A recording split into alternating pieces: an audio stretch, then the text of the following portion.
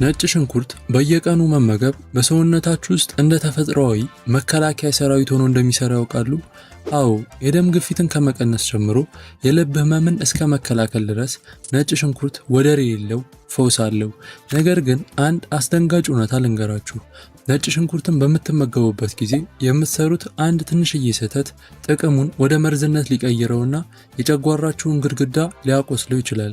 ስለዚህ በዛሬ ትምህርታችን ነጭ ሽንኩርት በየቀኑ መውሰድ በሰውነታችሁ ላይ የሚያመጣቸውን 5 አስገራሚ ጥቅሞች፣ የትኞቹ የጤና ችግር ያለባቸው ሰዎች ነጭ ሽንኩርትን በፍጹም መጠቀም እንደሌለባቸውና 90% ሰው የሚሳሳተውን አንድ አደገኛ የአመጋገብ ዘዴ ነግራችኋለሁ።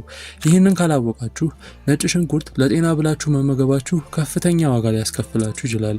ሁሌም ለጤናችሁ ቅድሚያ የምትሰጡና መልካም ልብ ካላችሁ ቪዲዮውን ላይክ በማድረግ ይጀምሩ። ምክንያቱም የእናንተ ላይክ ይህ ትምህርት ብዙዎች ጋር ደርሶ ጤናቸውን እንዲጠብቁ ትልቅ ድርሻ ይኖረዋል። ወደ ዝርዝሩ ከመግባታችን በፊት ግን አንድ ጥያቄ ተጠይቃችሁ፣ እናንተ ነጭ ሽንኩርት ስትመገቡ በጥሬው ነው ወይንስ በምግብ ውስጥ አብሰላችሁ? አሁኑኑ ምርጫችሁን ኮሜንት ላይ ጻፉልኝ። ለምን እንደጠየኳችሁ በቪዲዮ መሃል ስትረዱት በእርግጠኝነት ትገረማላችሁ።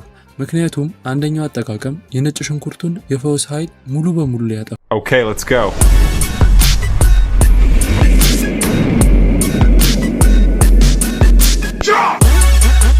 የተለያዩ ባህላዊ ልማዶች ውስጥ ዘመናዊ ሕክምና ከመፈጠሩ ከረጅም ጊዜ በፊት ከበሽታ ከድካምና አልፎ ተርፎም ከኢንፌክሽን ለመከላከል እንደ ትልቅ ጋሻ ይታመን ነበር።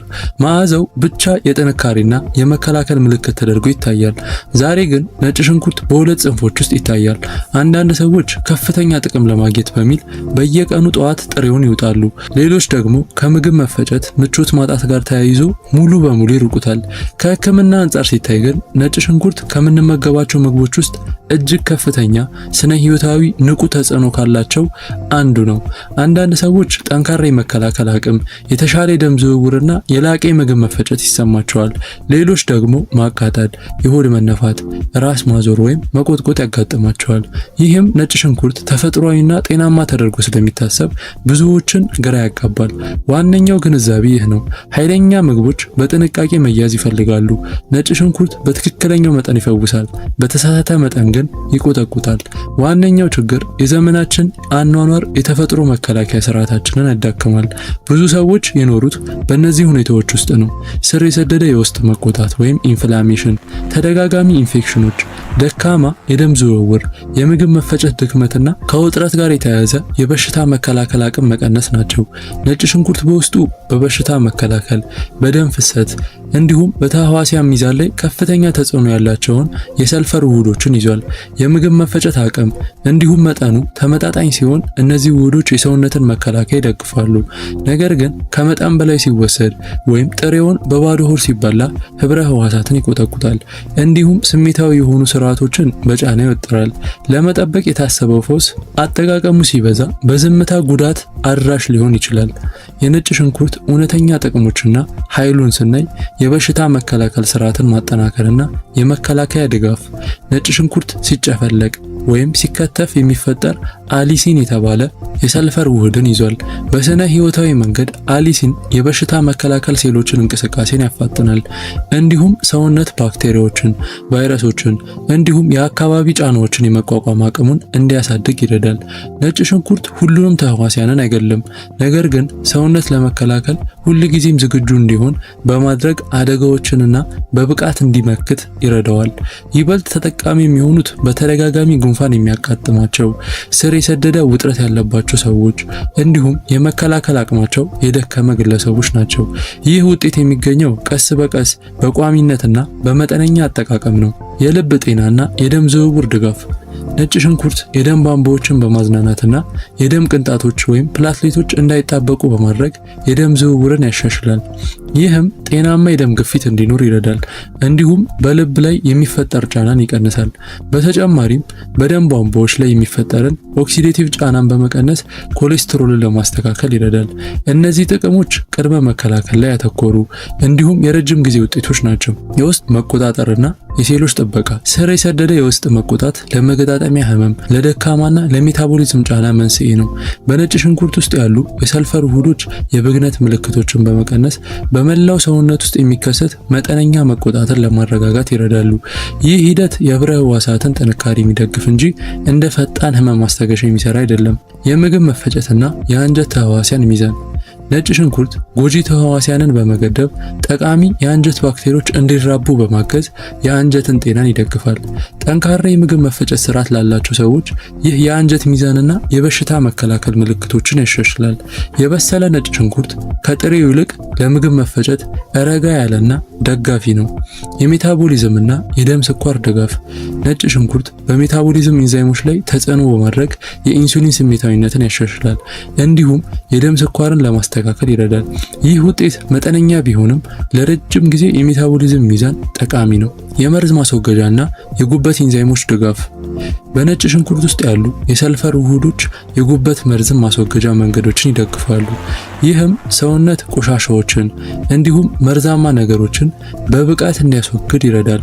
ይህ ጥቅም የሰውነትን ተፈጥሯዊ የመርዛማነት ማስወገጃ ስርዓትን የሚደግፍ እንጂ ፈጣን ማጽዳት ወይም ራፒድ ክሊንሲንግ አይደለም።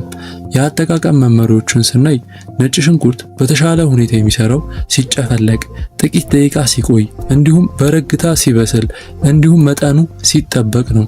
አዘገጃጀቱም ነጭ ሽንኩርትን ይጨፍልቁት ወይም ይክተፉት። ከዚያም አሊሲን የተባለው ውህድ እንዲነቃቃ ከ5 እስከ 10 ደቂቃ ያህል ያቆዩት። ጥቅሙ እንዳይጠፋና ሆድን እንዳይቆጠቁጥ በረግታና ወይም በትንሹ ያብስሉት። መጠኑም አጠቃላይ መጠኑም በቀን ከ1 እስከ 2 ፍሬ ነጭ ሽንኩርት ነው። ምርጡ ሰዓት የሚባለው ከምግብ ጋር ጥሬ ነጭ ሽንኩርትን በባዶ ሆድ መውሰድም ያስወግዱ። ምርጡ አጠቃቀሞች በትንሹ የበሰለ ነጭ ሽንኩርት በምግብ ውስጥ ተጨምሮ የሚበስል እንዲሁም በነጭ ሽንኩርት የተቀመመ ዘይት ለአንጀት ስሜታዊ ለሆኑ ሰዎች ተመራጭ ነው። አቀማመጡም ሙሉውን ሽንኩርት ቀዝቃዛና ደረቅ ቦታ ያስቀምጡት። ጥሬውን ፍሪጅ ውስጥ ከማስቀመጥም ይቆጠቡ።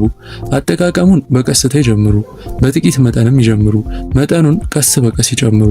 የተለመዱ ስህተቶች የሚባሉ ታዲያ ጥሬውን ሙሉ ፍሬ መዋጥ፣ በየቀኑ በከፍተኛ መጠን መጠቀም፣ ያለ ባለሙያ ምክር የነጭ ሽንኩርት እንክብሎችን ወይም ሰፕሊመንቶችን መውሰድ፣ በባዶ ሆድ ጥሬ ነጭ ሽንኩርትን መብላት ናቸው።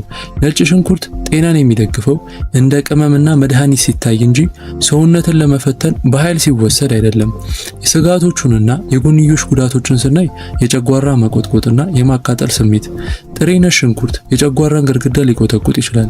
ይህም ለማቃጠል፣ ለማቅለሽለሽ ወይም ለህመም ይዳርጋል። በተለይ የጨጓራ ቁስለት ወይም የአሲድ ስሜታዊነት ባለባቸው ሰዎች ላይ። ይህ የሚሆነው በውስጡ ያሉት የሰልፈር ውህዶች በጣም ንቁ ወይም ሪአክቲቭ ስለሆኑ ነው። የሆድ መነፋትና ጋዝ። ነጭ ሽንኩርት በቀላሉ የሚፈላ ካርቦሃይድሬት በከፍተኛ መጠን ይዟል። የአንጀት መቆጣት ወይም ስሜታዊ ምግብ መፈጨት ስርዓት ባላቸው ሰዎች ላይ ይህ ለሆድ መነፋት፣ ለጋዝ ወይም ለቁርጠት ምክንያት ሊሆን ይችላል። የደም መቅጠንና የደም መፍሰስ አደጋ። ነጭ ሽንኩርት የደም ቅንጣቶችን ወይም ፕላትሌቶችን እንዳይጣበቁ ያደርጋል። ይህም ለደም ዝውውር ጠቃሚ ቢሆንም ከመጠን በላይ መውሰድ ግን የደም መፍሰስ አደጋን ሊጨምር ይችላል። በተለይ ደግሞ የደም ማቅጠኛ መድኃኒቶች በሚወስዱ ሰዎች ላይ።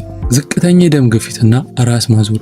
ከፍተኛ መጠን ያለው ነጭ ሽንኩርት ስሜታዊ በሆኑ ግለሰቦች ላይ የደም ግፊትን ከመጠን በላይ ሊቀንስ ይችላል። ይህም ለራስ ማዞር ወይም ለድካም ይዳርጋል። ከመድኃኒቶች ጋር የሚኖረው ግንኙነትን ስናይ ነጭ ሽንኩርት ከነዚህ መድኃኒቶች ጋር ሊጋጭ ይችላል።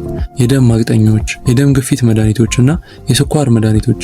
ለነፍሰ ጡርና ለሚያጠቡ እናቶች በምግብ ውስጥ የሚገኝ መጠነኛ ነጭ ሽንኩርት ደህንነቱ የተጠበቀ ነው። ነገር ግን በእርግዝናና ጡት በማጥባት ወቅት ከፍተኛ መጠን ያላቸውን የነጭ ሽንኩርት መድኃኒቶችን መውሰድ አይመከርም። ማን ጥንቃቄ ማድረግ እንዳለበት ስናይ የጨጓራ ቁስለት ያለባቸው፣ የአንጀት መቆጣት ያለባቸው፣ የደም ማቅጠኛ መድኃኒት የሚወስዱና ዝቅተኛ የደም ግፊት ያላቸው ሰዎች ናቸው። ነጭ ሽንኩርት እንደማይስማማዎት የሚያሳዩ ምልክቶችን ስናይ የሆድ ማቃጠል፣ የሆድ መነፋት፣ ራስ ማዞር፣ የቃር ስሜትና ያልተለመደ የሰውነት መላላት ናቸው። እነዚህ ምልክቶች መጠኑን መቀነስ ወይም አጠቃቀሙን ማቆም እንዳለብዎ የሚያሳዩ ናቸው። እንደ ማጠቃለያ ነጭ ሽንኩርት ስለ ተፈጥሯዊ ሕክምና አንድ መሰረታዊ መመሪያን ያስተምረናል። ጥንካሬ ከልከኝነት ጋር መመጣጠን እንዳለበት፣ ኃይል ደግሞ በእውቀት መመራት ይኖርበታል።